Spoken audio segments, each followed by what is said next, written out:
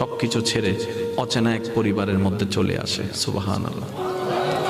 আসে তো আসে, খুব অবাক লাগে, এবার মানাইও নেই, একদম ম্যাচিং হয়ে যায়।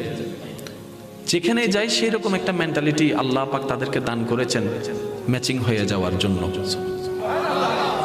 একজন সত্যিকার ভালো বউ তার জীবনের সবচেয়ে বড় নিয়ামত মনে করে দুনিয়ার তার স্বামীকে, কারণ সবাই তার সাথে বেঈমানি করবে, আমার স্বামী কখনো আমার সাথে বেঈমানি করবে না।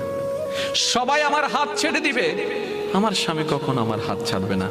এখানে যারা বিবাহিতরা আছেন, আমি ছোট্ট মানুষ হিসেবে শ্রদ্ধার সাথে একটা কথা বলি, এক ঘরের নিচে থাকলে, একই ছাদের নিচে থাকলে অনেক কিছুই হবে, মন মালিন্য, পক্ষে বিপক্ষে, পছন্দ অপছন্দ, অনেক কিছুই হবে।